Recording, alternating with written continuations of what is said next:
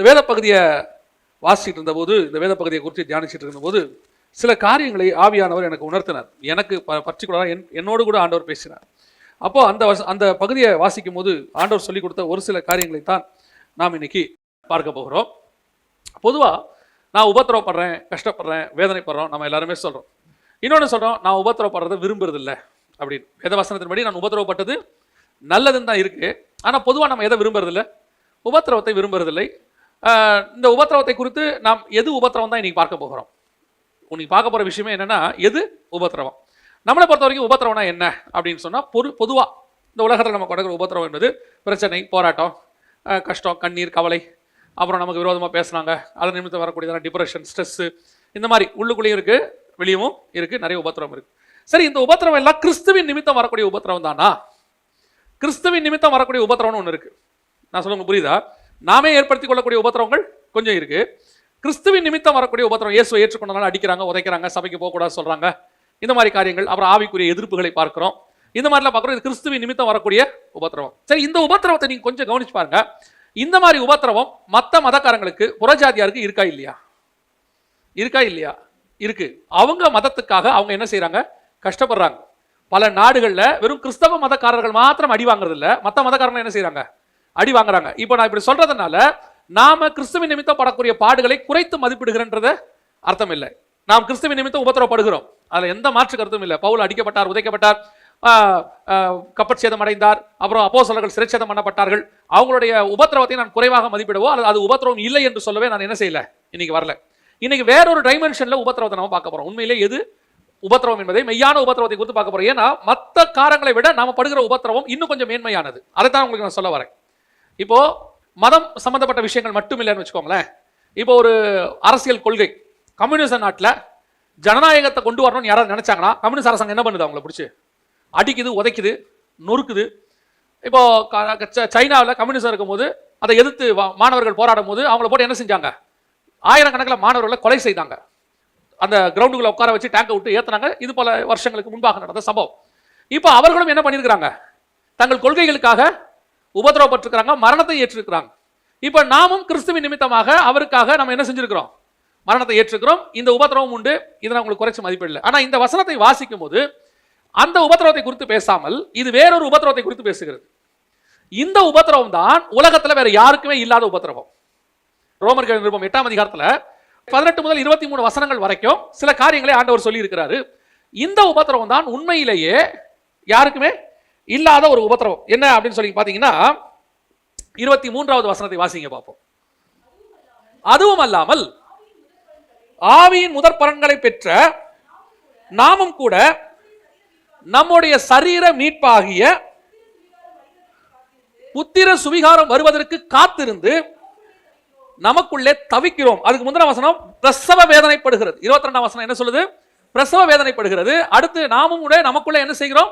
தவிக்கிறோம். ஒரு உபத்திரவத்தை குறித்து இங்கே பவுல் பேசுகிறார். இதுதான் உங்களுக்கும் எனக்கும் நியமிக்கப்பட்டிருக்கிற உண்மையான உபத்திரவம். இந்த உபத்திரவம் ஒவ்வொரு கிறிஸ்தவனுக்கும் உண்டு. நீங்கள் அடைகிறீர்களா இல்லையா என்பதுதான் கேள்வி. என்ன உபத்திரவமா?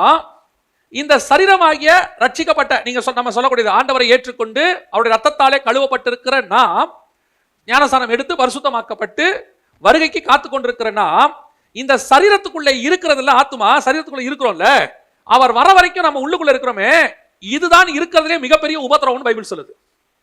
என்னங்க இந்த சரீரத்துக்குள்ள இருக்கிறது ஒரு உபத்திரவமா அப்படின்னு கேட்டீங்கன்னா, இந்த சரீரம் என்பது இந்த பூமிக்குரியது. சரீரம் என்பது மண்ணாய் போகக்கூடியது. இந்த சரீரம் என்பது மாம்சமும் ரத்தமும் ஆனது. இது பரலோக ராஜ்யத்தை சுதந்தரிப்பது இல்லை. அப்படி பரலோக ராஜ்யத்தை சுதந்தரிக்காத இந்த ஆத்மாவுக்கு ஆப்போசிட் ஆனது அந்த சரீரம். இந்த ஆத்மா பரலோகத்துக்கு போகும், ரத்தம் மாம்சம் இல்ல. இந்த ஆத்மா நித்தியமானது, இந்த சரீரம் அநித்தியமானது. இதுக்கு ஒரு எக்ஸ்பைரி இருக்குது, மரணம்னு ஒரு எக்ஸ்பைரி இருக்குது. இந்த ஆத்மாவுக்கு எக்ஸ்பைரி கிடையாது. அப்போ ஒரு எக்ஸ்பைரி டேட்டுக்குள்ள ஒரு எக்ஸ்பைரி இல்லாத பொருள் இருக்குது. நான் சொல்றது உங்களுக்கு புரியுதா? ஆவியானவர் உங்களுக்கு புரிய வைப்பார்னு நினைக்கிறேன். ஒரு எக்ஸ்பைரி ஆக போகிறதான ஒரு அநித்தியமான ஒரு அழிவுள்ளதான, அதான் நமக்கு 1 கொரிந்தியர் 15 வாசிக்கிறோம். அழிவுள்ளதான இது அழியாமையும், சாவுக்கேதுவான இது சாவாமையும் தரித்துக் கொள்ளும். அப்போ சாவுக்கேதுவான இந்த சரீரத்துக்குள்ள சாவாமை உள்ள ஆத்மா இருக்குது. இப்போ ரெண்டும் ஆப்போசிட். இந்த ஆப்போசிட்டான ரெண்டும் ஒரு இடத்துக்குள்ள இருக்குது. இது ரெண்டும் ஒரு இடத்துக்குள்ள இருக்கும்போது இந்த ஆத்மா என்ன நினைக்குது? எப்ப நான் இந்த சரீரத்தை விட்டு நான் போவேன், எப்ப எனக்கு இந்த சரீரத்தை விட்டு என் தேவனாகிய கர்த்தரிடத்துல போவேன், அந்த போற வரைக்கும் இந்த ஆத்மா இந்த சரீரத்துக்குள்ள இருக்கிறதே என்னதுதான்? உபத்திரம். நான் சொல்ல உங்களுக்கு புரியுதா? அததான் பைபிள் சொல்லுது. சிருஷ்டியானது தேவபுத்திரர் வெளிப்படும்படிக்கு. தேவபுத்திரர்னா கீழே பவுல் எழுதுறாரு, சுயாதீனத்தின் பிள்ளைகளாக நம்மளை மாத்தி இருக்கிறார். இப்ப நம்மள அவருடைய பிள்ளைகளா ஏற்றுக்கொண்டோம், பிள்ளைகள் ஆகி இருக்கிறோம், எல்லாம் கரெக்ட் தான். ஆனால் அந்த முழுமையாக இனி பிள்ளைகள் 100% மாறது எப்பன்னா மறுரூமாகி வருகையிலேயோ மரணத்தை முடிச்சு நம்ம அங்க போகும்போது. அந்த 100% பிள்ளைகள் ஆகிற வரைக்கும் நாம எதுக்குள்ளதான் இருக்கிறோம்? இன்னும் இந்த சரீரத்துக்குள்ள இருக்கிறோம். இந்த சரீரத்தில் வீழ்ச்சி அடைவதற்கும் என்ன இருக்குது? வாய்ப்பு இருக்குது. இப்ப நான் வீழ்ச்சி அடையாம நான் முழுவதுமா எங்க போகணும்? பரலோகத்துக்கு போகணும். அப்ப நான் பரலோகத்துக்கு போகிற வரைக்கும் இந்த ஆத்மா ஒரு விதமான உபத்திரவத்துல வேதனை பட்டுக்கிட்டே இருக்குதான், பிரசவ வேதனை பட்டுக்கிட்டே இருக்குதான். என்னது? எப்ப நான் இதை விட்டு போவேன்? ஏன் இது என்னைக்கு இருந்தாலும் என்ன பண்ணிரும்? இந்த சரீரம் என்னை விட பண்ணிரும். அப்ப எனக்கு இந்த சரீரம் என்ன ஆகாது? ஏற்ற துணையா இருக்காது. என்ன ஒரு மண்பாண்டத்துக்குள்ள, ஒரு அழிவுள்ள மண்பாண்டத்துக்குள்ள அழியாத என் ஆத்மாவை கர்த்தர் வச்சிருக்கிறார். அவரே சொல்லியிருக்கிறார். அங்க ஒரு அழகான வசனம் இருக்குது பாருங்க, 21வது வசனம். அந்த சிருஷ்டியானது சுய இஷ்டத்தினால் அல்ல, கீழ்ப்படுத்தினவராலேயே மாயைக்கு கீழ்பட்டிருக்கிறது. இப்போ எனக்கு ரட்சிக்கப்பட்டுட்டேன், ஆண்டவரை ஏற்றுக்கொண்டேன், ஏற்றுக்கொண்ட உடனே எனக்கு பரலோகத்துக்கு போதான் ஆசை. அதுக்கப்புறம் நான் ஏன் இங்க இருக்கணும்? பாவம் கழுவப்பட்டாச்சு, எனக்கு பாவம் முடிஞ்சிருச்சு, நான் என்ன செஞ்சிடணும்? இமிடியேட்டா பரலோகத்துக்கு போயிட்டா என்னுடைய பிரச்சனை எல்லாமே என்னவாயிரும்? சால்வ் ஆயிரும். ஆனா தேவன் என்ன பண்றாரா? இந்த மாயையான சரீரத்துக்குள்ள மகிமையின் தேவன் அதை கீழ்படுத்தி வச்சிருக்கிறாரா கொஞ்ச நாளைக்கு. நீ கொஞ்ச நாள் என்ன செய்ய, இது உள்ள இரு. ஏன் இருக்க சொல்லியிருக்கிறார் பின்னாடி பார்ப்போம். ஆனால் இருக்க சொல்லியிருக்கிறார் பாருங்களேன், அதுவே என்னதாமா? அதுதான் இருக்கிறதுலே வேதனையாமா. ஒரு குழந்தை ஃபார்ம் ஆகி முடிச்ச பிறகு தாயின் வயித்தை விட்டு என்ன செஞ்சிடணுமா? வெளியே வந்துடணும். அப்படி வெளியே வராவிட்டால் அது குழந்தைக்கு ஆபத்து, தாய்க்கும் ஆபத்து. ஆனா அந்த தாய்க்கு அது எப்படி இருக்குமா? வேதனையை பெருக பண்ணும், பிரசவ வேதனை. அது வெளியே வர்ற வரைக்கும் அவளுக்கு என்ன இருக்கும்? அதைத்தான் அதுக்கு மேல அவர் சொல்றாரு, பிரசவ வேதனைப்படுகிறது. இது வரைக்கும் சர்வ சிருஷ்டியும் ஏகமாய் தவித்து பிரசவ வேதனை வருது. உங்க ஆத்மாக்குள்ள ஒரு வேதனை வரணும். உங்க ஆத்மாக்குள்ள என்ன வரணும்? ஒரு வேதனை. எந்த வேதனை வரணும்? எப்போது நான் இந்த சரீரத்தை விட்டு போவேன், எப்ப இந்த சரீரத்துக்குள்ள இந்த பூமியில இருக்கணும்னு ஆசைப்படுறீங்களோ அது வரைக்கும் உங்கள் ஆத்மாவானது உங்கள் சரீரத்தோடு சேர்ந்து கொண்டுதான் இருக்கிறது.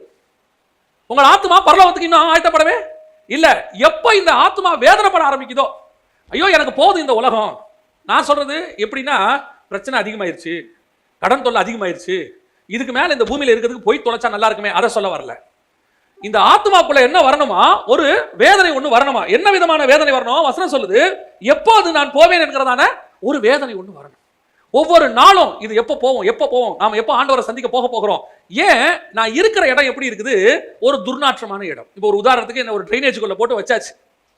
அந்த ட்ரைனேஜை விட்டு எப்போ என்ன வெளியே எடுப்பாங்கன்றதா என்னுடைய எண்ணமாக இருக்கும். அங்க உட்காந்து எனக்கு சாப்பிட தோணாது, அங்க பீஸா ஆர்டர் கொடுக்க தோணாது, அங்க உட்காந்துக்கிட்டு எனக்கு என்ன தோணாது?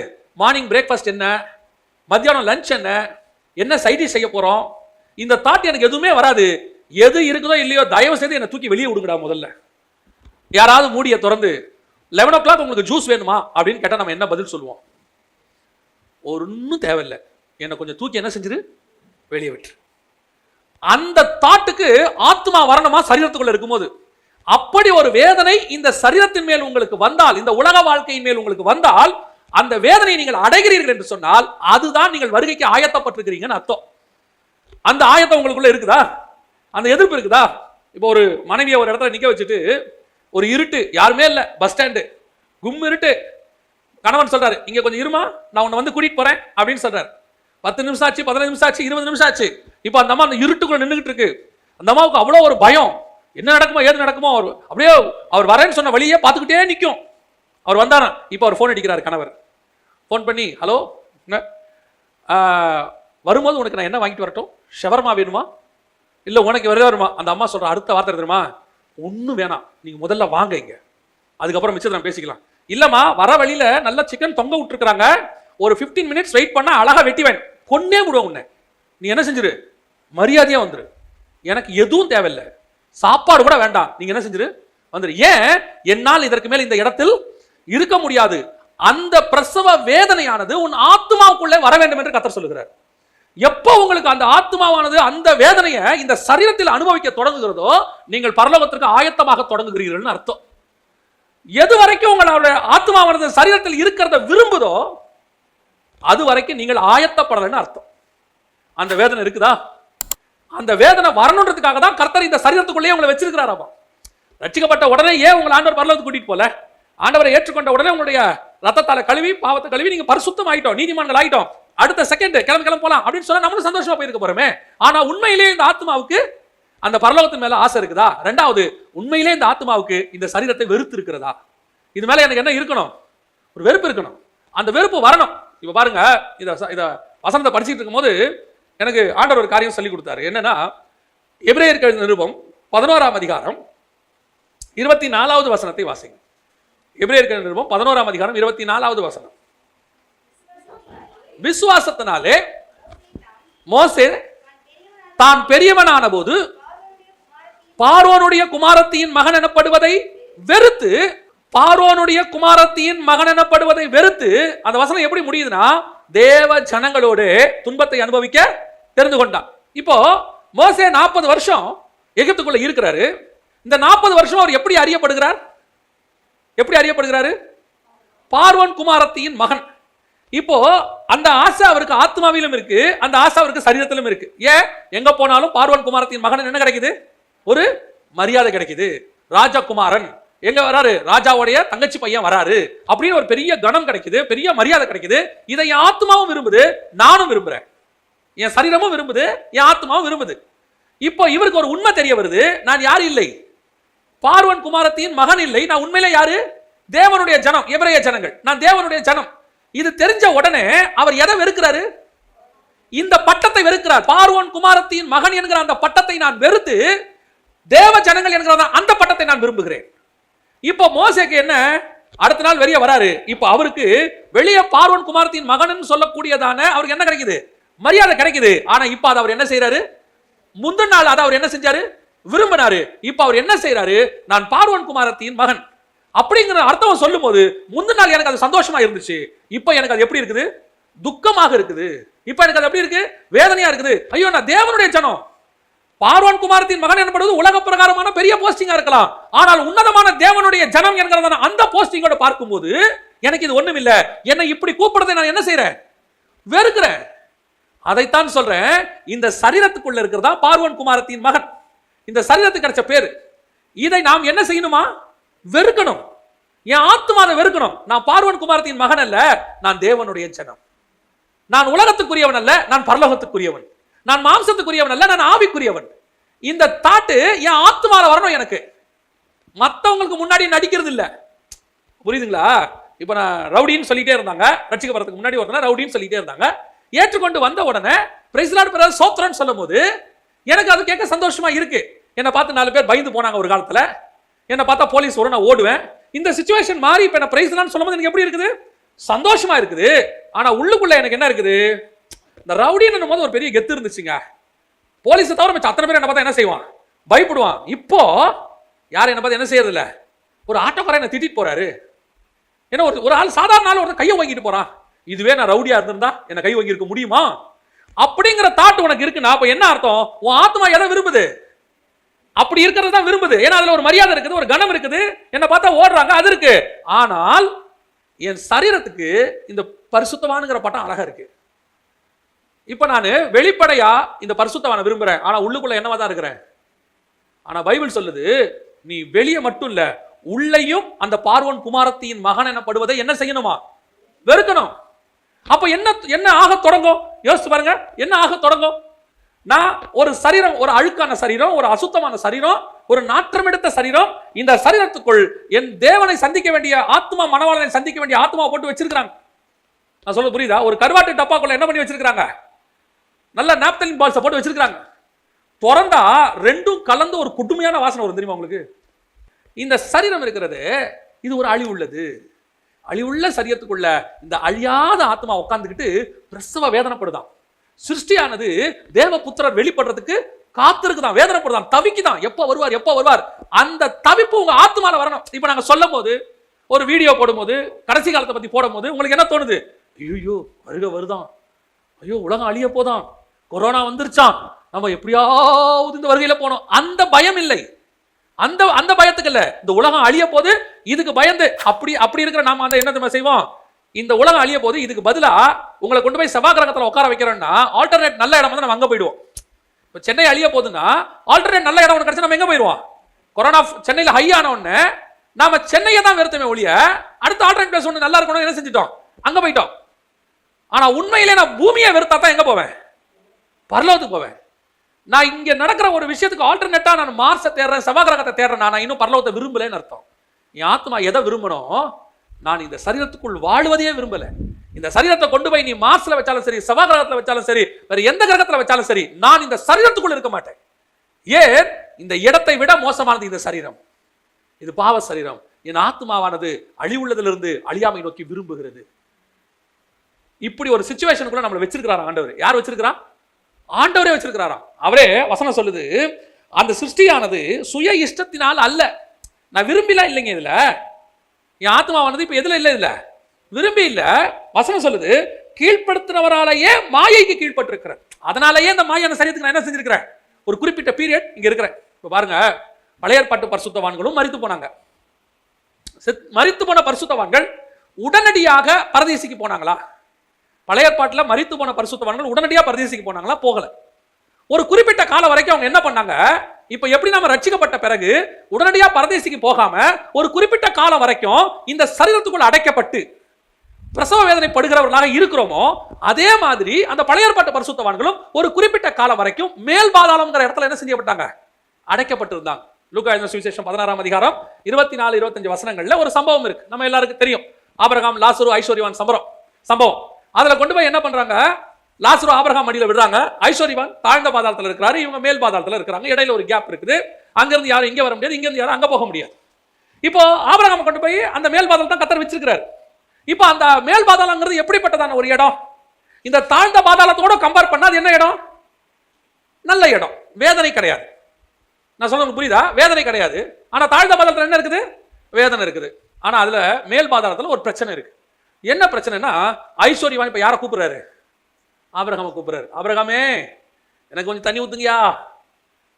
இப்போ அவர் சொல்றாரு, லாசருடைய விரல தொட்டாவது என்ன செய்ய சொல்லுங்க? தண்ணி வைக்க சொல்லுங்க. இதை கேட்கும்போது ஆபிரகாமுக்கு எப்படி இருக்கும்? உண்மையிலே ஆபிரகாமுக்கு மனசு கஷ்டப்படுது. ஐயோ, நான் நினைச்சா கூட வர முடியாதுங்கிறார் அவரு. ஆபிரகாம் சொல்லல, ஏ பாவியான மனுஷனே, நீ அப்படியே சாகு, நீ பட்டதுக்கு அப்படி சொல்லல. அவர் என்ன சொல்றாரு? நாங்களே நினைச்சா கூட என்ன செய்ய முடியாது, வர முடியாதுப்பா. ஏன்? எங்களுக்கு உனக்கு ஒரு தண்ணி கொடுக்கணும், என்ன வரும், வந்துச்சுன்னா கூட என்ன செய்ய முடியாது, வர முடியாது. அப்போ உனக்கும் எனக்கும் என்ன வித்தியாசம்? நீ தாகம் இல்லாம இருக்க, நான் தாகத்தோட இருக்கிறேன். நீ வேதனையோட இருக்க, நான் வேதனை இல்லாம இருக்கேன். ஆக மொத்தத்துல பாதாளத்துல 2 பார்ட். இப்ப நான் இங்க உட்கார்ந்திருக்கிற ஆபிரகாமுக்கு எப்படி இருக்கும்? இப்ப அவர் அங்க இருக்கிறாரு. ஒரு வேளை நான் சொல்ல ஒரு உதாரணத்துக்கு, ஒரு வேளை ஆபிரகாமுடைய மத்த பிள்ளைகள், யாக்கோபுடைய மத்த சந்ததியார், இப்போ அப்சலோம் அங்க இருக்கான்னு வச்சுக்கோங்க. ஏன்னா அப்சலோம் எப்படி தாவீதுக்கு விரோதமாக செஞ்சு கழுத்து கர்வாலி மரத்தில் மாட்டப்பட்டு செத்து போனான். இப்போ அப்சலோம் அங்க இருக்கிறான்னு வச்சுக்கோங்க. இப்போ அப்சலோம் தாவீதை பார்த்து, தகப்பனே எனக்கு கொஞ்சம் ஒரு சொட்டு தண்ணி கொடுங்கன்னு கேட்டா தாவீது மனசு என்ன செய்யும்? ஒரு வேதனைப்படும் இல்லையா? இப்போ துன்மார்க்கமா செத்து போன பிள்ளைகள், இங்க இருக்கிற சன்மார்க்கமான தகப்பனுக்கு துன்மார்க்கமா செத்து போன எத்தனை பிள்ளைகள் இருக்கு பைபிள்ல? அந்த பிள்ளைகள் எல்லாம் அங்கிருந்து கூப்பிடும் போது, இப்போ சாமுவேலுடைய பசங்க சாமுவேலை கூப்பிடும் போது சாமுவேலுக்கு எப்படி இருக்கும்? அப்பா எனக்கு கொஞ்சம் தண்ணி கொடுங்கப்பான்னு கேட்கும் போது சாமுவேலுக்கு எப்படி இருக்கும்? இதுதான் அவர்கள் பட்ட வேதனை. அங்க அவங்களுக்குரிய வேதனை என்ன? இந்த சத்தம் என்ன செய்யும்? கேட்டுட்டே இருக்கும். தண்ணி தண்ணின்னு கத்திட்டு இருப்பான். இவன் எங்க உட்காந்துருக்கான்? மேல் பாதாளத்துல. இவனுக்கு தாகம் இல்ல, வேதனை இல்ல, ஆனா அந்த சவுண்ட் எனக்கு என்ன செய்யும்? கேட்கும். இப்ப இவனுக்கு என்ன தோணும்? இங்க நம்ம சந்தோஷமா இருக்கிறோம், ஆனா அந்த சத்தம் என் காதுல என்ன செய்யுது? எப்போ இயேசு வந்து நம்மளை இங்கிருந்து கூட்டிட்டு போவாரு, எப்ப நம்மளை இந்த இடத்துல இருந்து விடுதலையாக்கி வாக்குத்தத்தம் பண்ண இடத்துக்கு கூட்டிட்டு போவாரு. இங்க நான் இருக்கிறது சேஃப் தான், ஆனா 100% எனக்கு என்ன இல்ல? நிம்மதி இல்ல, எனக்கு வேதனை இல்ல, ஆனா எனக்கு இந்த சவுண்ட் என்ன செய்யுது? அதனாலதான் இவர்கள் எல்லாரும் சிறைப்பட்டு இருந்தாங்கன்னு பைபிள் சொல்லுது. இங்க எப்படி இருந்தாங்களா? சிறைப்பட்டு. அதனாலதான் வேதம் சொல்லுது, சிறைப்பட்டவர்களை சிறையாக்கி கொண்டு அவர் போனார். நீங்க வாசிக்கும் போது சகரியாவின் புஸ்தகத்துல 9ஆம் அதிகாரம் 11ஆம் வசனத்துல வாசிங்க. சகரியா 9:11, உனக்கு நான் செய்வது என்னவென்றால், தண்ணீர் இல்லாத குழியிலே அடைக்கப்பட்டிருக்கிற உன்னுடையவர்களை நான் உன் உடன்படிக்கையின் ரத்தத்தினாலே, இந்த தண்ணீர் இல்லாத குழிங்கிறது அது ஆபிரகாம் இருந்த இடம், ஐஸ்வர்யவான் தண்ணிக்கு கேட்ட இடம். அங்க இருக்கிறவங்க என்ன செய்வேன்? விடுதலையாக்குவேன். அதுக்கு முன்னாடி தான் இயேசு எப்படி வரா? 2 வருஷத்துக்கு முன்னாடி பாத்தீங்கன்னா மரியின் மேலும் மரியின் குட்டியின் மேலும் ஏறி வருகிறார்னு இருக்கு. அப்படிதான் இருக்கு. கரெக்டா இயேசு கிறிஸ்து சிலுவை மரணத்துக்கு முன்னாடி எங்க வராரு? கழுதை மேல ஏறி எருசலேமுக்கு வராரு. அதுக்கு பிறகு அவர் சிலுவை மரணம் அடைகிறார். அடைந்து அந்த நாள் ராத்திரியில சிறைப்பட்டவர்களை என்ன செய்யறாரு? விடுதலையாக்கி கொண்டு போறாரு. இந்த சிறைப்பட்டவர்கள் யாரு? பழைய ஏற்பாட்டு பரிசுத்தவான்கள். அதனாலதான் இவங்களை பத்தி எபிரேயர் 11:39 சொல்லுது, இவர்கள் வாக்குத்தத்தம் பண்ணப்பட்டதை அடையாமல் போனார்கள். என்ன வாக்குத்தத்தம்? பரதேசிக்கு போவேங்கிறது. என்ன வாக்குத்தத்தம்? புதிய எருசலேம் என்பது. இவங்க மீட்கப்பட்டாச்சு, இவங்க வந்துட்டு பாவம் இல்லாம, அதாவது பழைய ஏற்பாட்டு நியாயப்பிரமாணத்தின்படி குற்றம் சாட்ட முடியாம ஓட்டத்தை ஓடி முடிச்சிட்டாங்க. ஆனாலும் எங்க தான் இருக்கிறாங்க? கொஞ்ச நாளைக்கு மேல் பாதாளத்துல சிறையாக இருக்கிறார்கள். இந்த சிறை ஒரு நாள் இயேசு வரும்போது முதல் வருகையில இவர்கள் என்ன செய்யப்பட்டார்கள்? மீட்கப்பட்டு பரதேசிக்கு கொண்டு போனார்கள். அதே போலத்தான் நீங்களும் நானும் மீட்கப்பட்டு விட்டோம். அவருடைய ரத்தத்தால கழுவப்பட்டு விட்டோம். அப்படி கழுவப்பட்ட உங்களுக்கு எனக்கு பரலோகம் கன்ஃபார்ம் ஆயிருச்சு. ஆண்டவர் நம்மளை கண்டிப்பா எங்க கூட்டு போறேன்னு சொல்லி இருக்காரு. பரலோகத்துக்கு கூட்டிட்டு போறேன், நீதிமான்களாக்கி இருக்கிறாரு, கூட்டிட்டு போறேன்னு சொல்லி இருக்கிறாரு. ஆனாலும் அவர் வரும் வரை நாம் இந்த சரீரமாகிய இந்த சிறைக்குள் சிறைப்பட்டு இருக்கிறோம். எப்படி அந்த பழைய ஏற்பாட்டு பரிசுத்தவான்கள் மேல் பாதாளத்திலிருந்து விடுதலை ஆகி எப்போ இயேசு வந்தா நான் பரதேசிக்கு போவேன்னு வாஞ்சையோடு காத்திருந்தானோ, அதே வாஞ்சையோடு கூட நீங்களும் நானும் இந்த சரீரத்துக்குள் காத்திருக்கணும். காத்திருக்கிறவர்கள் தான் எடுத்துக்கொள்ளப்பட்டு மேலே போவார்கள். அந்த அந்த வேதனை உங்களுக்கு இருக்குதா? அதான் கேள்வி. இப்போ ஆபிரகாமுக்கு ஒரு வேதனை இருக்கும். நான் மீட்கப்பட்டேன், காப்பாற்றப்பட்டுட்டேன். ஆனா ஐயோ அப்சலோம் இவங்க இந்த மாதிரி ஆட்கள்லாம் இங்க தண்ணி கட்டிட்டு அலைகிறாங்களே, அபிரகாமே அபிரகாமே கூப்பிடுறானே அந்த ஐஸ்வர்யமா, அவனும் என்னுடைய நாட்டை சார்ந்தவன் தானே, அவனும் எனக்கு ஒரு வகையில பிள்ளை தானே, அவனுக்கு தண்ணி கொடுக்க முடியலையேங்கிற என்ன இருக்கும்? வேதனை இருக்கும். கொடுக்கவும் முடியாதுன்னு தெரியும். இப்ப இதுல இருக்கிற ஒரே வழி, இந்த சத்தத்தை கேட்காம நான் எங்கேயா தூரமா போயிட்டா நல்லா இருக்கும். எப்போ அது இயேசு வந்து உன்னை கூட்டு போற வரைக்கும் இந்த சத்தம் கேட்டுக்கிட்டு தான் இருக்கும். அப்ப ஆபிரகாம் என்ன நினைப்பாரு? இந்த சத்தத்தை எப்ப இயேசு வருவாரோ, எப்ப இந்த சத்தத்திலிருந்து நான் விடுதலையாகி நான் சந்தோஷமான இடத்துக்கு போவேனோன்னு ஒரு காத்திருக்குதல். அந்த காத்திருக்குதல் நீ சரீரத்துக்குள்ள இருக்கும்போது இருக்கணும். இங்க இருக்கணும், இப்ப இருக்கணும். எப்ப நான் போவேன்? எது வரைக்கும் இந்த சரீரத்துக்குள்ள இருக்கிறத நீங்கள் விரும்புகிறீர்களோ நீங்கள் பரலோகத்திற்கு ஆயத்தப்படவில்லை என்று அர்த்தம். இன்னும் உங்கள் சிருஷ்டியானது சிருஷ்டிகரை சந்திக்க வாஞ்சியா இல்லைன்னு அர்த்தம். சர்வ சிருஷ்டியும் ரெடியா இருக்கலாம், மற்ற எல்லாமே. அப்படியே நாமும் தேவ புத்திரர் வெளிப்படும்படிக்கு, சுயாதீனத்தை அடையும்படிக்கு நாம் காத்திருக்க வேண்டும். இருக்குதான் ஆராய்ந்து பாருங்க. ஒவ்வொரு நாளும் இந்த எதிர்பார்ப்பு உங்களுக்குள்ள இருக்கணும். ஆண்டவரே போதும், எப்போ வந்தாலும் நான் வரணும். ஆண்டவரே எனக்கு இந்த உலக வாழ்க்கை எனக்கு வேண்டாம், போதும். நான் இருப்பது நலம், ஆனால் நான் போக விரும்புகிறேங்கிறார் பவுல். நான் தேகத்தை விட்டு போவது எனக்கு இஷ்டம், ஆனால் நான் இருக்கிறது உங்களுக்கு புரோஜனம். நான் இருந்தா உங்களுக்கு சொல்லிக் கொடுக்குறேன், ஆனால் என்னுடைய காரியத்தை கேட்டீங்கன்னா நான் போக வேண்டும் என்று ஆசைப்படுகிறேன். அந்த ஸ்தானத்துக்கு நீங்கள் நானும் வரணும். ஆனால் இன்னும் நாம் எதை நேசிக்கிட்டு இருக்கிறோம்? இந்த சரீரத்தில் இருப்பதை நேசிக்கிறோம். 100 வயசு வரைக்கும் இருக்கணும், அது உலகத்தா. அவனுக்கு சாகர ஆசை வராது. அவங்களுக்கு என்ன வரும்? நான் இன்னும் இருக்கணும், இன்னும் இருக்கணும் இருக்கும். என்ன யாரை பார்க்கணும்? பேர பிள்ளைகளை பார்க்கணும், தலைமுறை தலைமுறையா பார்க்கணும், என் கண்ணால பார்க்கணும். இந்த ஆசைகள் எல்லாம் இருக்கட்டும், அது மாம்சத்துக்குரியது. உண்மையிலேயே உன் ஆத்மா, உன் மானசீகமாய் உன்னுடைய ஆத்ம நேசரை விரும்புகிறது என்றால் ஒவ்வொரு நாளும் ஆத்மா இந்த சரீரத்தில் இருக்கிறத எப்படி தெரியுமா? ஒரு பிரசவ வேதனை படுற மாதிரி படுவான். படணும் வாஞ்சிங்க, எப்போ போகணும்னு வாஞ்சிங்க, எப்போ நான் விடுதலை ஆவேன். எப்படி பழைய ஏற்பாட்டு பரிசுத்தவான்கள் விடுதலையாகி போனாங்களோ, பார்வோன் குமாரத்தின் மகன் என்பதை அவன் வெறுத்தானோ, அதே மாதிரி இந்த சரீரத்தை என்ன செய்யணும்? வெறுத்து என் ஆத்மா எதை நேசிக்க தொடங்கணும்? அவர் எனக்கு ஒரு சரீரம் வச்சிருக்கிறாரு, தேவ புத்திரர் வெளிப்படுவாரு, நான் சுயாதீனமான அந்த சரீரத்தை என்ன செய்ய போறேன்? சுதந்திரத்துக் கொள்ள போகிறேன். என்னுடைய விருப்பம் அதுவாக இருக்கிறது. அந்த தாட் உங்களுக்கு வந்துருச்சுனாலே உலகத்து மேல இருக்கிற எது மேலேயும் உங்களுக்கு என்ன வராது? ஆசை வராது. உலகத்தில் இருக்கிற எது மேலேயும் உங்களுக்கு ஆசை வராது. ரெண்டாவது வாசிங்க, ரெண்டாவது உபத்திரவம் எது? வாசிங்க எபிரேயர் 11:25 வாசிங்க. இப்போ மோசையை பத்தி பார்த்துக்கிட்டே வந்தோம் இல்லையா? அவர் பார்வோன் குமாரத்தின் மகன் எனப்படுவதை வெறுத்து தன்னை தேவ ஜனம்னு சொல்லிக்கிறதுல அவர் விருப்பப்பட்டார். அதே மாதிரி நாமும் இந்த சரீரத்தில் இருந்து வெறுத்து தேவ புத்திரர்னு சொல்லிக்கிறத நம்ம என்ன செய்யணும்? வாஞ்சியா இருக்கணும். ரெண்டாவது 25 வசனம் வாசிங்க.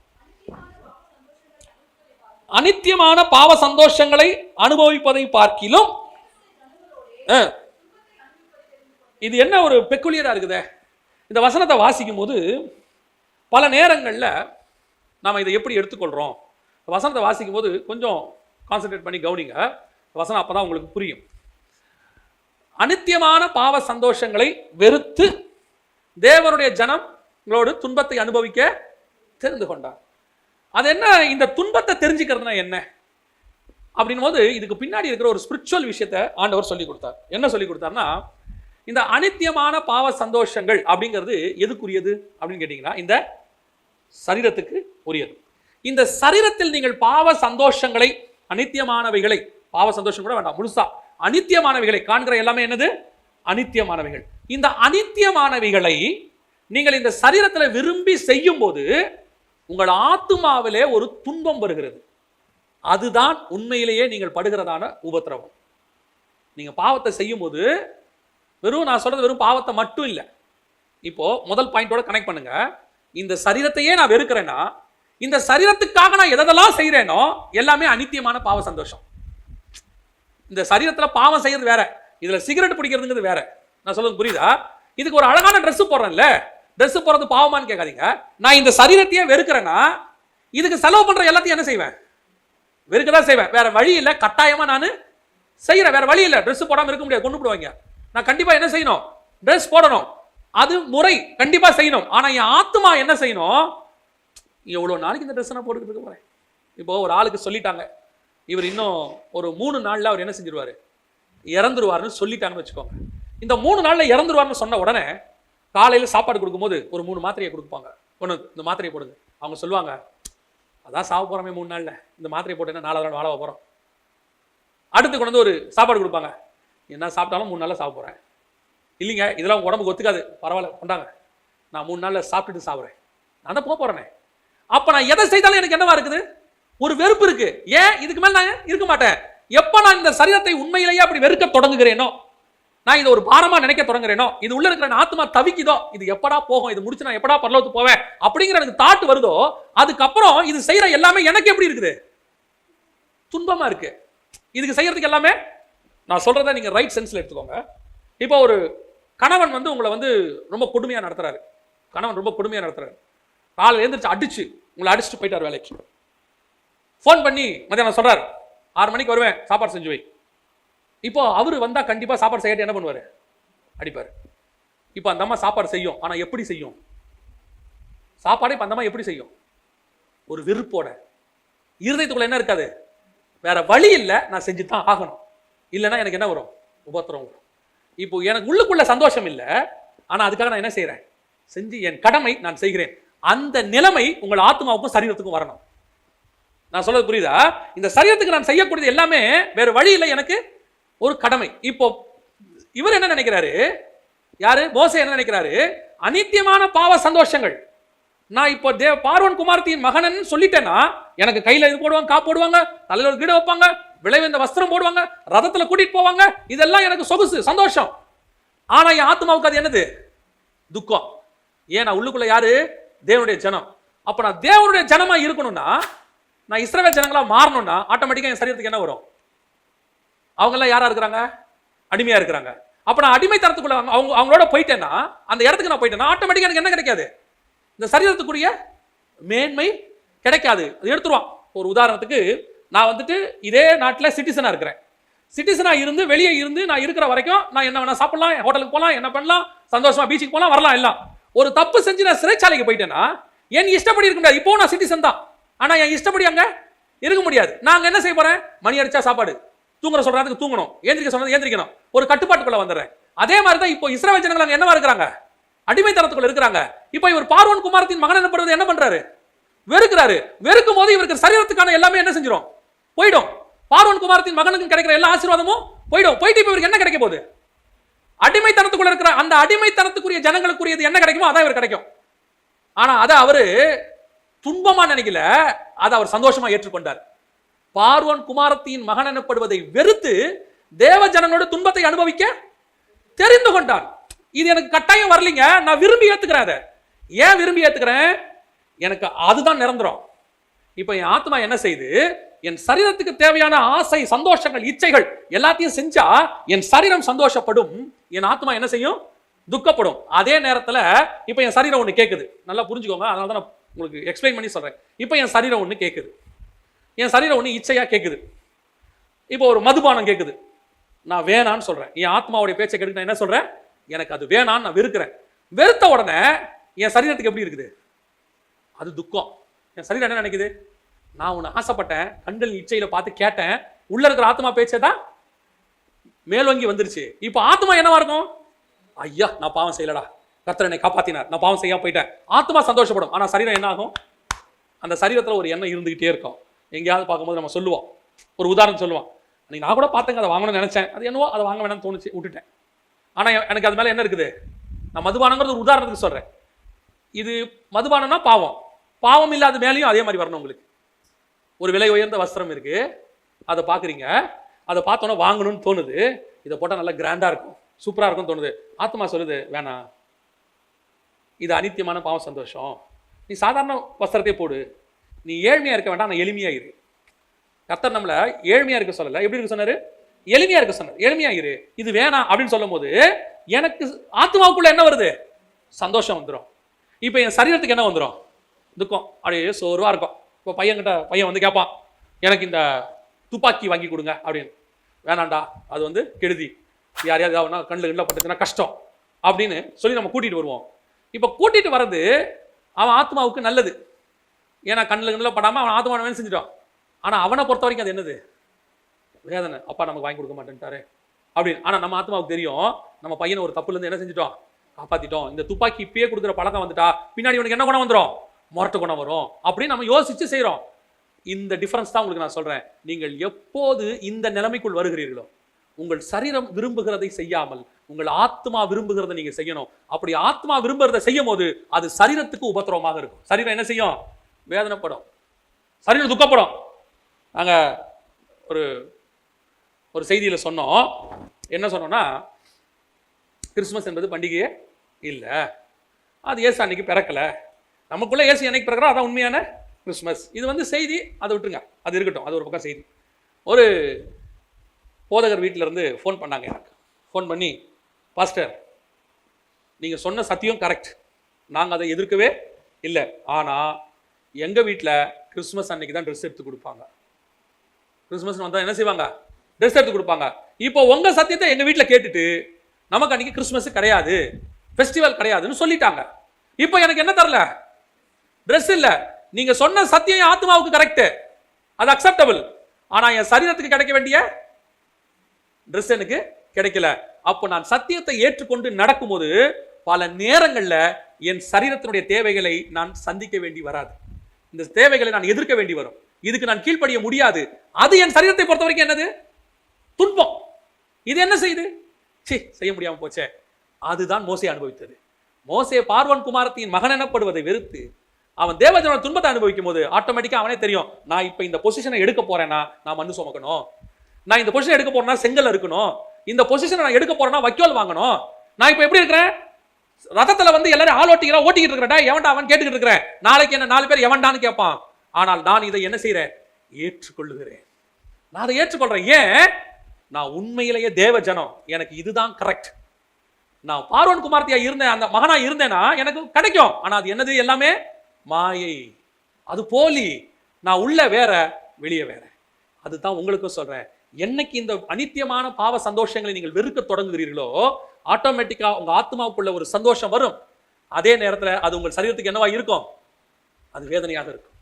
பல நேரங்களில் சிலர் எங்கிட்ட வந்து கேட்பாங்க, இது வாங்கலாமா, இது வாங்கலாமா, அப்படி செய்யலாமா, இப்படி செய்யலாமா.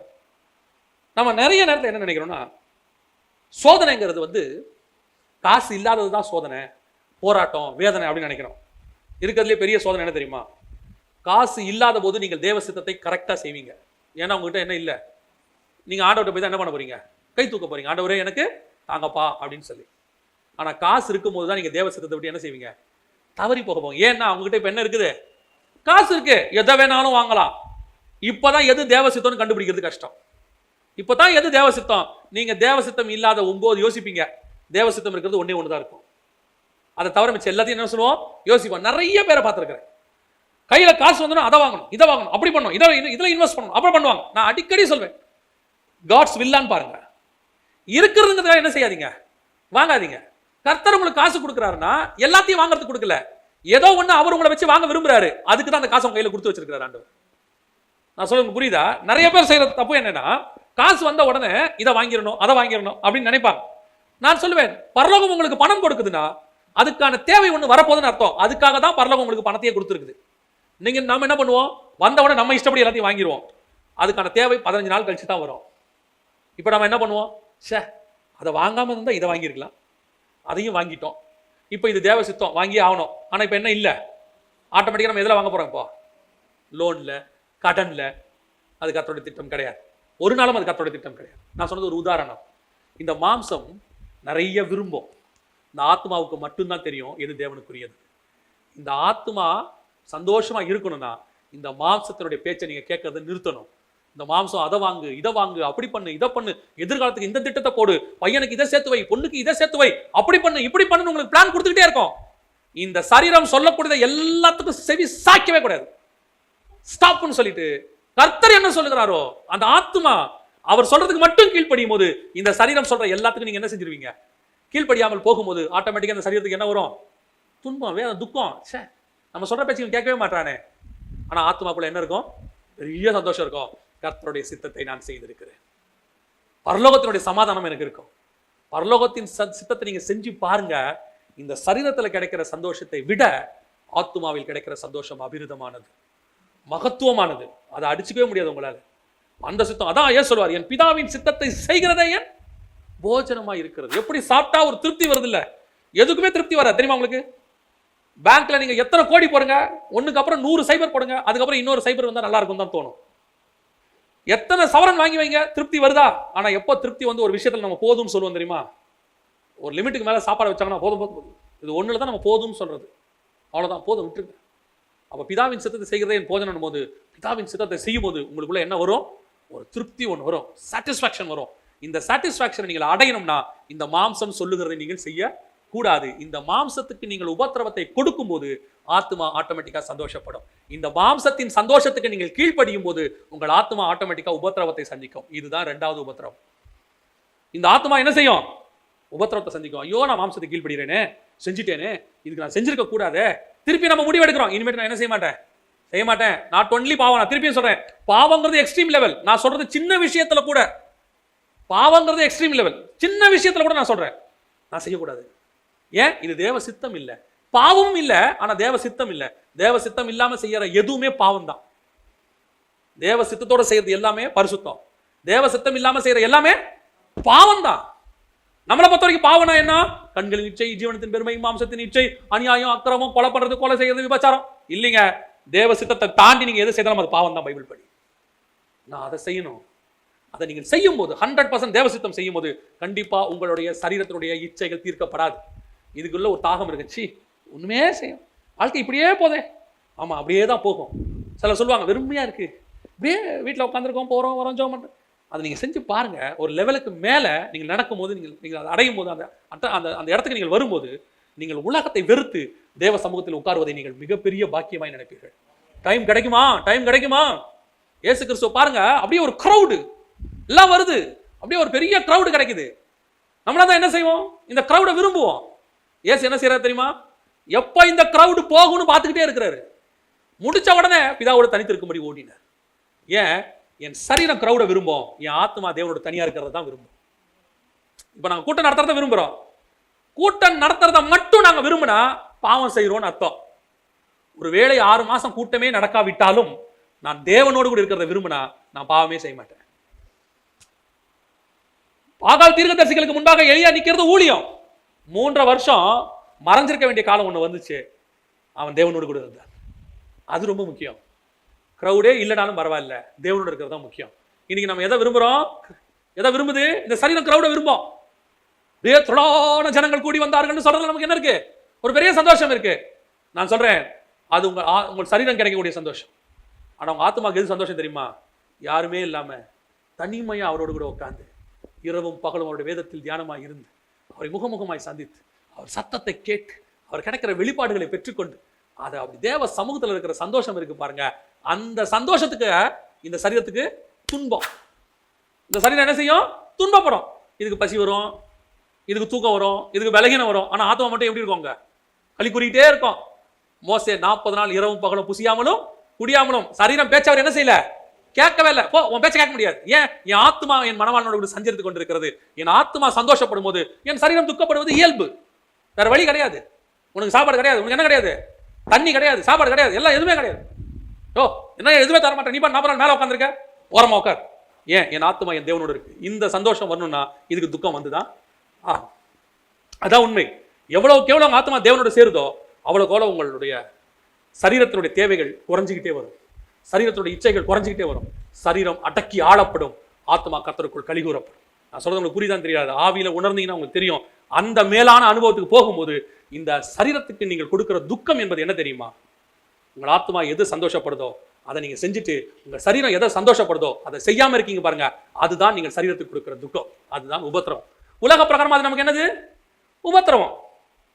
எதுவுமே அனுபவிக்கல, எதுவுமே அனுபவிக்காம இப்படியே உட்காந்து சோத்திரம் சோத்திரம் சோத்திரம் இப்படியே போயிட்டு வந்துட்டு ஆண்டவர் வரப்போறாரு இப்படியே சொல்லிட்டே இருக்கிறீங்களே, மற்றவங்களாம் அப்படி இல்லையா? ஏன் இப்படி உலகத்தை வெறுத்தோன்ற பேர்ல எப்படி இருக்கு? எஸ், எவ்வளவு இந்த சரீரத்தை உலகத்தை வெறுத்து விட்டு என் ஆத்மா கர்த்தரோட களி கூறுகிறதோ அவ்வளவு சரீரத்தின் தேவை குறைக்கப்பட்டு கொண்டே போகும். சரீரத்தின் தேவை இல்லாமல் போய்கொண்டே இருக்கும். காதல மாட்டினாலும் மாட்டா விட்டாலும், பவுடர் போட்டாலும் போடா விட்டாலும், தலை பின்னாலும் பின்னா விட்டாலும், சீப்பு போட்டு தலை வாரினாலும் வாரா விட்டாலும், என் ஆத்மா மட்டும் என் தேவனுக்கு இருந்துகிட்டே இருக்கும். யாரா பார்த்து சொல்லுவான், தலை கொஞ்சம் வாருங்க. அப்படியா? Okay right, okay right, fine. ஒன்றும் தப்பு கிடையாது, அதில் ஒன்றும் தப்பே கிடையாது. ஏன் மோசே 40 நாள் மேலேருந்து கீழே வரும்போது என்ன கண்ணாடி போட்டு வாரி இருப்பாரு, என்ன பவுடர் போட்டிருப்பாரு, என்ன மேக்கப் பண்ணிட்டு கீழே வந்திருப்பாரு? அவர் வாரினு கீழே இறங்கி வர்றான். அவன் சொல்றான், மகிமை தாங்கலை மூடிக்கொன்றான். இப்போ சிலதெல்லாம் வருது, மேக்கப் தாங்கலை கொஞ்சம் குறைச்சிக்கொன்றான். அவர் மேலேருந்து கீழே இறங்கி வரும்போது அவன் சொல்றான், என்ன 40 நாள் மேல அவர் அலங்காரம் பண்ணியிருப்பாரு, என்ன பவுடர் போட்டிருப்பாரு? நான் சொல்றேன், உங்கள் ஆத்மா தேவனோடு கூட இருக்க இருக்க இருக்க இந்த சரீரத்தின் தேவைகள் எல்லாம் குறைஞ்சிக்கிட்டே போகும். இதை பத்தி கான்சென்ட்ரேஷனே உங்களுக்குள்ள வராது, இதை பத்தி விருப்பமே இருக்காது, இதை பத்தி எந்த ஒரு, ஆனா தேவைப்படும், நம்ம செய்வோம், ட்ரெஸ் போடுவோம், எல்லாம் பண்ணுவோம். ஆனா நம்மளுடைய கான்சென்ட்ரேஷன் எதுல இருக்காது? இதுல இருக்காது. என் ஆத்மா என் தேவன் பேர்ல இருக்கும். அப்ப இந்த சரீரம் விரும்புகிறத நான் எப்ப அடக்கி ஆளுறேனோ அது என் சரீரத்துக்கு கொடுக்குற உபத்திரம். இதான் 2வது உபத்திரம். 3வது ஒரு உபத்திரம் இருக்கு, அதை சொல்லிட்டு முடிக்கிறேன். வாசிங்க, எபிரேயர் 11ஆம் அதிகாரம் 26வது வசனத்தை வாசி. எகிப்தில் இருக்கும் பொக்கிஷங்களிலும் கிறிஸ்துவின் நிமித்தம் வரும் நிந்தையை, 3வது முதல்ல வெறுப்பு, 2வது துன்பம், 3வது நிந்தை. முதல்ல வெறுத்துனா என்ன? இந்த சரீரத்திலிருந்து நான் எப்போ வெளியே போவேன் அப்படிங்கிற அந்த வெறுப்பு இருக்கணும். பார்வோன் குமாரத்தின் மகன் என்பதை வெறுத்து நான் தேவ ஜனத்தோட போறணும். சரீரத்தை விட்டு நான் எப்போ தேவ புத்திரர் என்ற இடத்துக்கு போவேன், அதான் அந்த வெறுப்பு. அதுதான் உண்மையிலேயே வெறுப்பு. அந்த போராட்டம் இருக்கே, அதான் ஃபர்ஸ்ட் உபத்திரம். 2வது உபத்திரம் எது? தேவ ஜனங்களோடு கூட துன்பத்தை. இந்த சரீரத்தினுடைய தேவைகள் அல்ல, என் ஆத்ம தேவையே இம்பார்ட்டன்ட். என் ஆத்மாவுக்கு தேவையை நான் சந்திக்கும் போது பல நேரங்களில் என் சரீர தேவையை நான் அடக்கி ஆளுகிறேன். அது ஒரு வகையான துன்பம். அந்த துன்பத்தை நான் விரும்புகிறேன். ஏன்னா என் ஆத்மா சந்தோஷப்படுறதுக்காக இந்த சரீரத்தினுடைய சந்தோஷத்தை நான் என்ன செய்யறேன்? அடக்கி ஆளுகிறேன். இது 2வது துன்பம். 3வது நிந்தை. இது என்ன நிந்தை? எகிப்தின் பொக்கிஷங்களை பார்க்கிலும், எகிப்தின் பொக்கிஷத்தை நான் விட்டா எனக்கு ஒரு நிந்தை வரும். அந்த நிந்தையை நான் ஏற்றுக்கொள்ளுகிறேங்கிற மோசே. நான் எகிப்தில் எனக்கு ஒரு பொக்கிஷம் இருந்துச்சு, அந்த பொக்கிஷத்தை நான் விட்டா எனக்கு என்ன வரும்? ஒரு நிந்தை வரும். அந்த நிந்தையை நான் என்ன செய்யறேன்? நிந்தையை, அந்த வசனம் திருப்பி வாசிங்க 26. இனி வரும் பலன் மேல் நோக்கமாக இருந்து எகிப்தில் உள்ள பொக்கிஷங்களிலும் கிறிஸ்துவின் நிமித்தம் வரும் நிந்தை. எகிப்தின் பொக்கிஷமும் கிறிஸ்துவின் நிந்தையும் அவர் கம்பேர் பண்றாரு. எகிப்தில் உள்ள பொக்கிஷத்தை விட கிறிஸ்துவின் நிந்தையை நான் ஏற்றுக்கொள்கிறேன். எகிப்தின் பொக்கிஷத்துக்கும் கிறிஸ்துவின் நிந்தைக்கும் என்ன சம்பந்தம்? நான் அதை மட்டும் சொல்லிட்டு நான் முடிக்கிறேன். எகிப்தின் பொக்கிஷம்னா என்ன? வாசிங்க, அப்போஸ்தலர் நடவடிக்கைகள் 7ஆம் அதிகாரம் 22வது வசனத்தை வாசிங்க. 7:22 வாசிங்க. அப்போஸ்தலர் 7:22. மோசே எகிப்தின் சகல சாஸ்திரங்களிலும் கற்பிக்கப்பட்டு வாக்கிலும் செய்கையிலும், எகிப்தின் சகல சாஸ்திரங்களிலும் கற்பிக்கப்பட்டு வாக்கிலும் செய்கையிலும் வல்லவனானான். இதுதான் எகிப்தில் உள்ள பொக்கிஷம். அவனுக்கு கிடைச்ச பொக்கிஷம் எகிப்தில் என்னது? 40 வருஷமா எகிப்தின் சாஸ்திரம் எல்லாத்தையும் என்ன பண்ணிட்டான்? கரைச்சு குடிச்சிட்டான். வாக்கில் வல்லவன். ஒருத்தன் கூட யாருமே அவன்கிட்ட என்ன செய்ய முடியாது, பேச முடியாது. இப்போ அடுத்து செய்கையில் பயங்கரமான இன்ஜினியர் அவன். யாத்ராகமத்தின் புஸ்தகம் 1ஆம் அதிகாரம் 11வது வசனம் வாசி. முதல் 40 வருஷத்துல எகிப்தில் நடந்த சம்பவம். அப்பதான் அவங்க ராமசேஸ் என்ற ஊர்ல என்ன செய்யறாங்க? கட்டுறாங்க. ஸோ இவர் பெஸ்ட் இன்ஜினியரா இருந்திருக்கிறார். ஒரு பெரிய ஊர் கட்டுற அளவுக்கு இன்ஜினியர், வாக்கில் வல்லவர், சாஸ்திரங்கள்னா லாஸ் எல்லாமே பயங்கரமா கரைச்சி குடிச்சவர். எகிப்தினுடைய பிரமாணங்கள் எல்லாத்தையும் அவர் என்ன செஞ்சிருக்கிறாரு? டாக்டர்ஸ் எல்லாம் கரைச்சி குடிச்சிருக்கிறார். இது எகிப்தின் பொக்கிஷம். இந்த எகிப்தின் பொக்கிஷத்தை அவர் எதற்காக விட்டாராம்? கிறிஸ்துவின் நிந்தையை அதிக பாக்கியம் என்று எண்ணினான். கிறிஸ்துவின் நிந்தைனா என்ன? இதனால என்ன கிறிஸ்துவின் நிந்தை? கிறிஸ்துவின் நிமித்தம் இந்த பொக்கிஷத்தை விட்டா எனக்கு ஒரு நிந்தை வரும். என்ன நிந்தை வரும்? மோசேக்கு என்ன வந்துச்சு? இப்போ மோசே இனி வரும் பலன் மேல் நோக்கமாகி, இனி வரும் என்ன பலன் அப்புறம் சொல்றேன், அடுத்து சொல்றேன்.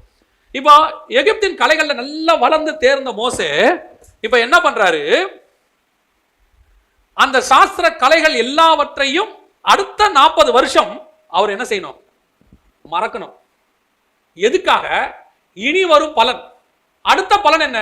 அதுக்கு அடுத்த 40 வருஷம் அவர் நியாய பிரமாணத்தை வாங்கணும். எங்கிருந்து வாங்கணும்? தேவன்கிட்ட இருந்து வாங்கணும்.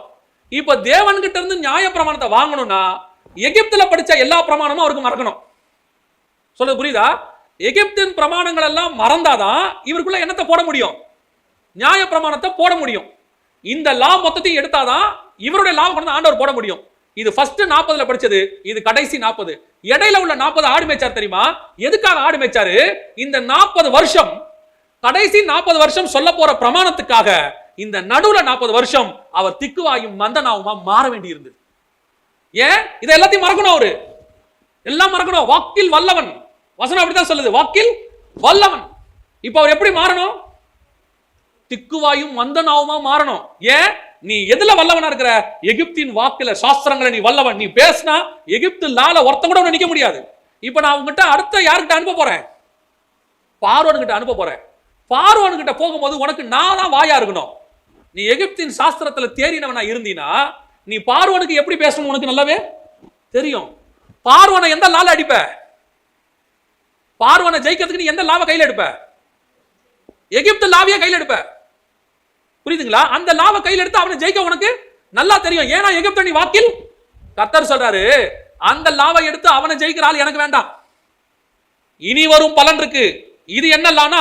உலகத்தையே ஜெயிக்கிற லா, நியாயப்பிரமாணம். அந்த லாவை பேசுறதுக்கு உனக்கு வாயை திறக்கணும். அதை திறக்கணும்னா இதுக்கு நீ முதல்ல மந்தனாவா மாறணும். மோசே வாயால கர்த்தர் சொல்றாரு, நான் வாக்கில் வல்லவன் இல்லைன்னு சொல்ல வைக்கிறார். வாசிங்க யாத்ராகமத்தின் புஸ்தகம் 4ஆம் அதிகாரம் 10வது வசனம் வாசிங்க. வாக்கு வல்லவன் அல்ல, அவன் வாயால சொல்ல வைக்கிறாரு, நான் வாக்கில் வல்லவன் அல்ல. ஃபர்ஸ்ட் 40 இயர்ஸ் நான் யாரு? வாக்கில் வல்லவன். இப்போ அவர் எகிப்தில் உள்ள கலைகளை எல்லாத்தையும் மறந்து திக்குவாயும் மந்தனாவுமா மாறணும். இப்போ அடுத்த 40ல அவர் என்னவா மாறிட்டாரு? திக்குவாயும் மந்தனாவுமா. சரி, இப்போ மோசேவை எப்படி கூப்பிடுவாங்க எல்லாரும்? மீதியான் தேசத்துல மோசேயை கூப்பிடும் போது மோசேன்னு கூப்பிடுறவங்க இருப்பாங்க. நம்ம கிட்ட ஒரு ஹைலைட்டான குறை இருந்தா நம்மளை எப்படி கூப்பிடுவாங்க? நான் கண்ணாடி போட்டிருக்கிறேன், பொதுவாக ஐடென்டிஃபை பண்ணும்போது எப்படி சொல்லுவாங்க? இந்த கண்ணாடிக்காரரு கொஞ்சம் கால் தாங்கி தாங்கி நடந்தாரா என்ன சொல்லுவாங்க? கொஞ்சம் கால் தாங்கி தாங்கி நடப்பாரு. அவர்கிட்ட எவ்வளோ குவாலிட்டிஸ் இருக்கு. ஆனா நம்ம மனித இயல்பு எதை சொல்லுவோம்? எது குறையா இருக்குதோ அதுதான் சொல்லுவோம். இப்போ மோசே கிட்ட இருக்குது என்ன ஆயிடுச்சு? திக்குவாயும் மந்தனா. இப்போ மோசேவை ஐடென்டிஃபை பண்ணும்போது எப்படி எல்லாரும் சொல்லுவாங்க? இதாப்பா, இதான் அவனுடைய மருமகன் ஒருத்தர் இருக்கிறானேப்பா, திக்கி திக்கி பேசுவானே, சரியா பேச வராம ஒருத்தர் இருக்கிறானேப்பா. மோசேயோட ஐடென்டிஃபிகேஷன்.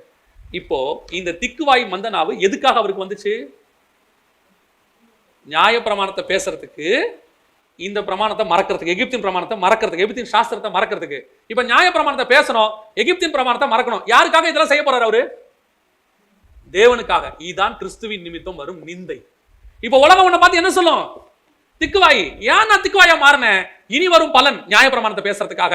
இந்த நியாய பிரமாணத்தை பேசுறதுக்காக உலகத்துக்கு முன்பாக நான் என்னவாய் மாறுகிறேன்? திக்குவாயும் மந்தனாவுமாய் மாறுகிறேன். அப்படி மாறும்போது உலக பிரகாரமாய் இதுதான் கிறிஸ்துவின் நிமித்தம் எனக்கு வரும் நிந்தை. நான் யார் தெரியுமா ஒரு காலத்துல? இப்ப நீ யாரு? திக்குவாயும் மந்தனாவும். எனக்கு அப்படி சொல்லும் போது இருதயம் குத்தும்ல. ஆண்டவரே, நான் ஏன் இப்படி திக்குவாயும் மந்தனாவான? நான் பார்வோன் குமாரத்தின் மகனா தானே இருந்தேன். என்கிட்ட ஒருத்தன் நிக்க முடியாத, ஒருத்தன் என்கிட்ட பேச முடியாத, கிழிச்சு எடுத்துருவானே ஆண்டவரே. இப்போ எதுக்காக திக்குவாய் மந்தனாவானு தெரியுமா? என்னை கொண்டு நீர் ஒரு பெரிய காரியத்தை செய்ய போறீரு, நியாயப்பிரமாணத்தை நடத்த போறீரு. நான் போய் பார்வோனுக்கு முன்னாடி மட்டும் இல்ல, 6 லட்சம் புருஷனுக்கு முன்னாடி பேச போறேன். என் பேச்சுக்கு முன்னாடி ஒருத்தன் கூட எடுத்து நிக்க போறதில்ல. அப்படிப்பட்டதான பலனை நான் அனுபவிக்கும்படிக்கு இப்பொழுது நிந்தையை நான் ஏற்றுக்கொள்கிறேன். இதைத்தான் பவுல் சொல்றாரு, உலகத்தின் ஞானவான்களை பைத்தியமாக்கும்படி கர்த்தர் எங்களை எப்படி ஆக்கினாரு? பைத்தியங்களை தெரிந்து கொண்டார். நாங்கள் எல்லாருக்கும் முன்பாக எப்படி இருக்கிறோம்? பைத்தியங்களாக இருக்கிறோம். ஏன் பைத்தியமா இருக்கிற? பவுல் யாரு? நியாய பிரமாணத்தை கரைச்சு குடிச்சவரு. பவுல் யாரு? கமாலியலின் பாதத்தில் உட்கார்ந்து எல்லாத்தையும் படிச்சவரு. அவருக்கு முன்னாடி யாரும் நிக்க முடியாது, குற்றம் சாட்ட முடியாது. நியாய பிரமாணத்தின்படி எல்லாத்தையும் கொண்டாந்து இன்னைக்கு ஒரு பைத்தியக்காரன் மாதிரி ஆக்கி வச்சிருக்கிறார். நடுத்தெருவில் அடிக்கிறான், உதைக்கிறான், நிர்வாணமாக்குறான், கல்லில் எறிகிறான், பைத்தியமாக்கி வச்சிருக்கிறாரு. ஏன்?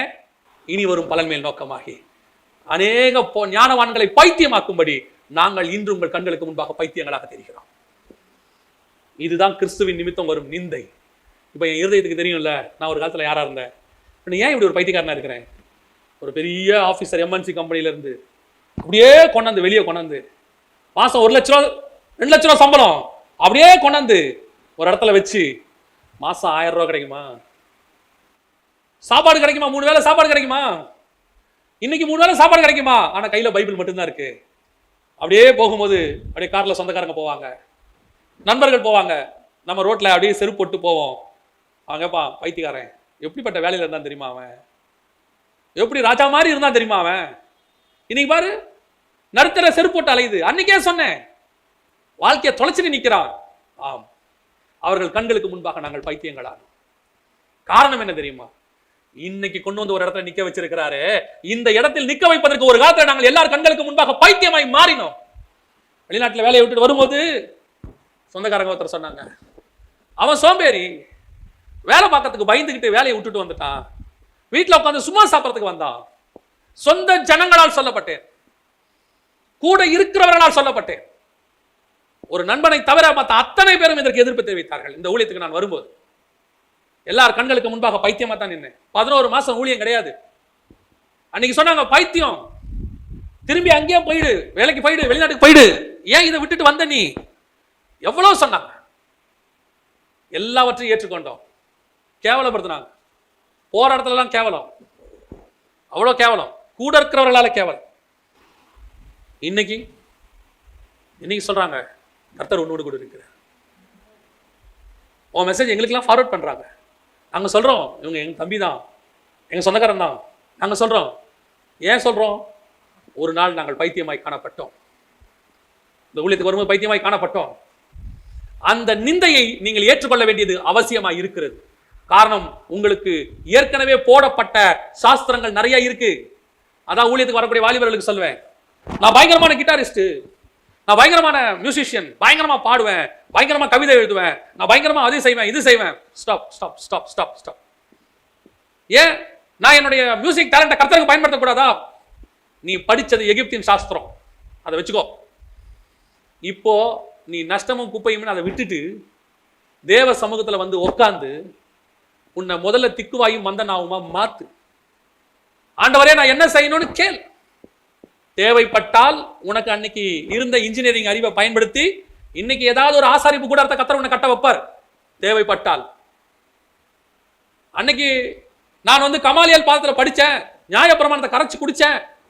ஆண்டவர் சொல்றாரு, எல்லாத்தையும் நஷ்டமும் குப்பையும் விடு, எல்லாருக்கு முன்னாடி பைத்தியமா மாறு. குதிரை மேல எல்லாரையும் அடிக்க போன நீயா இன்னைக்கு பைத்தியமா ரோட்ல அடிக்கப்பட்டு கிடக்குற. இந்த பவுல் யார் தெரியுமாங்க? நடந்து போறவன் சொல்லியிருப்பான். அன்னைக்கு குதிரை மேல வரும்போது பவுலை பார்த்தா இப்படி நின்னவன் இன்னைக்கு சொல்லியிருப்பான், படுத்து கிடக்கும் போது ரோட்ல கல்ல அடிபட்டு அப்படியே நிர்வாணமா படுத்து கிடக்குறான், கூனி குறுக்கி போய் மேல ட்ரெஸ் இல்லாம என்ன பேசிட்டு போயிருப்பான். யார் தெரியுமாடவன்? 3 வருஷத்துக்கு முன்னாடி ராஜா மாதிரி இதே தெருல குதிரையில வந்தான்டா. ஊரே அலறும், பைத்தியக்கார பையன் இன்னைக்கு எப்படி கிடக்குறான் பாரு. நல்ல வாழ்க்கடா. அவங்க அப்பா யார் தெரியுமா? ரோமாபுரி சிட்டிசன், யூத சிட்டிசன், டூயல் சிட்டிசன், பேர்பட்ட ஒரு ஆளு. நீ பைத்தியம் மாதிரி இருக்கான. இந்த இடத்துக்கு நீ வந்தே ஆகணும். இந்த இடத்துக்கு நீ வந்தே ஆகணும்.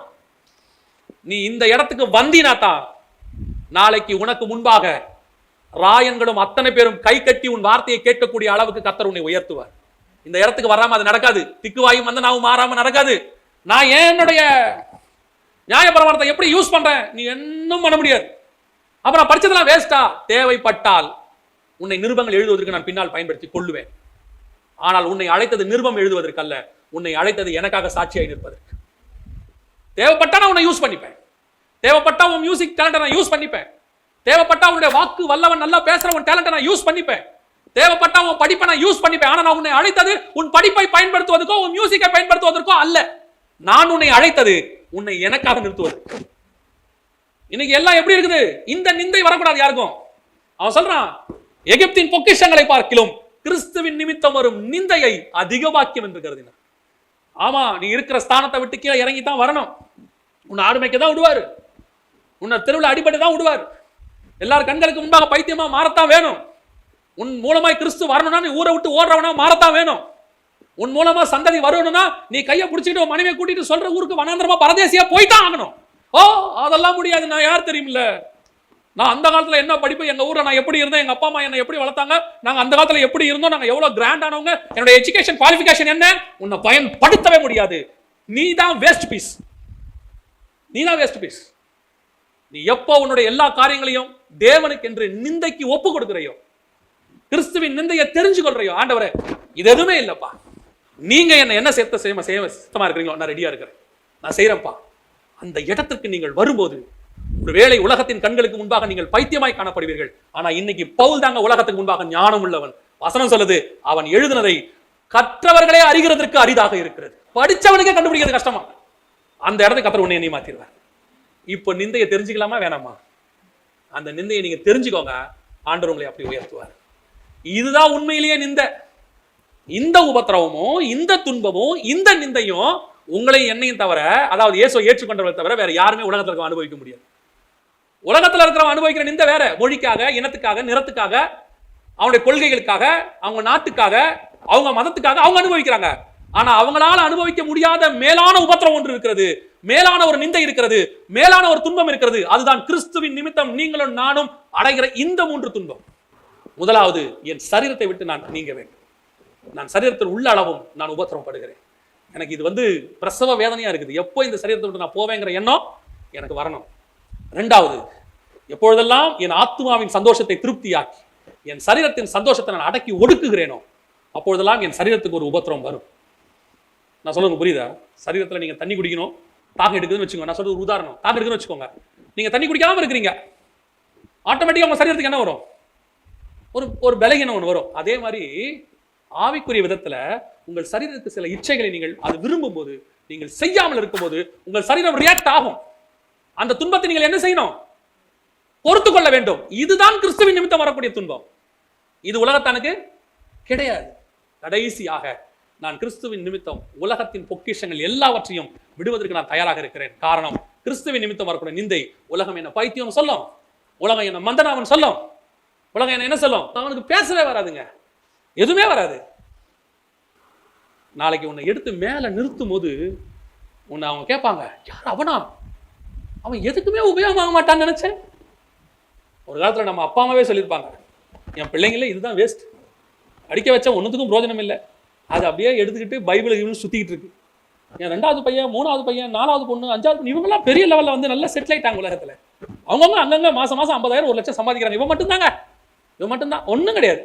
பைபிள் ஜபம் இப்படின்னு போயிட்டு வந்துட்டு இருக்கிறான். என் தலையெழுத்து அப்படின்னு இருப்பாங்க. ஒரு நாள் வரும், அத்தனை பேர் கண்களுக்கு முன்பாக பைத்தியமாய் கருதப்பட்ட நான், எல்லாருக்கும் முன்பாக தாழ்த்தி எண்ணப்பட்ட நான், அத்தனை பேருக்கு முன்பாக கேவலமாய் கருதப்பட்ட நம்மை ஒரு நாள் வரும், அவங்க வாயாலேயே சொல்ல வைப்பார் ஆண்டவர், என் எல்லா பிள்ளைகளையும் பெஸ்ட் வந்தாங்க, இவன் தான் பெஸ்ட், இவன மாதிரி கிடையாது. அவன் என்னமோ ஏதோ நினைச்ச ஆரம்பத்துல, ஆனா அப்ப கடவுள் அவங்க கூட இருக்கிறாருங்க. அதே வாய் சொல்ல வைப்பார். இந்த வார்த்தையை நீ பெறுவதற்கு கிறிஸ்துவின் நிமித்தம் வரும் நிந்தையை ஏற்றுக்கொண்டுதான் ஆக வேண்டும். அது கொஞ்ச காலம் படப்போகிற பாடு, அது நீங்கிவிடும். இப்ப இந்த வசனத்தை வாசிங்க, முடிக்கலாம். ரோமர்கள் நிருபம் 8ஆம் அதிகாரம் 18வது வசனத்தை வாசிங்க, முடிக்கலாம். ரோமர் 8:18. ஆதலால் இக்காலத்து பாடுகள் இனி நம்மிடத்தில் வெளிப்படும் மகிமைக்கு ஒப்பிடத்தக்கவைகள் அல்ல. உன்னை பைத்தியம் இன்னைக்கு சொல்றான்ல, லாய்க்கு இல்லாதவன் சொல்றான்ல, இன்னைக்கு உன்னை பார்த்து சொல்றான்ல, உருப்படாம போயிட்டேன்னு சொல்றான்ல, இந்த பாடுகள் இனி வரப்போகிற மகிமைக்கு இருக்க, அதுக்கு ஒப்பிடத்தக்கவைகள் அல்ல. இன்னைக்கு நீ நினைக்கிற எல்லாருக்கும் முன்னாடி பெரிய ஆளா வரணும், எங்க ஃபேமிலியில பெரிய ஆளாய் காட்டணும், நான் அதுல ஆயிரணும், இதுல ஆயிரணும், அப்படி ஆயிரணும், இப்படி ஆயிரணும் நினைக்கிறல்ல, ஒரு நாள் அப்படி ஆகாது. ஒருவேளை நீங்க நினைக்கிற மாதிரி நல்ல சம்பாத்தியம் வேலையில் அமைவீங்க. ஆனால் கிறிஸ்துவின் நிமித்தம் வரக்கூடிய நிந்தையை ஏற்றுக்கொள்கிறவனுக்கு மட்டும்தான். இன்னைக்கு மோசே எங்க வந்து நிற்கிறாரு, இன்னைக்கு பவுல் எங்க வந்து நிற்கிறாரு, அதே இடத்தில் உங்களையும் என்னை நிறுத்துவதற்கு கர்த்தர் வல்லமையுள்ளவராக இருக்கிறார். அல்லேலூயா.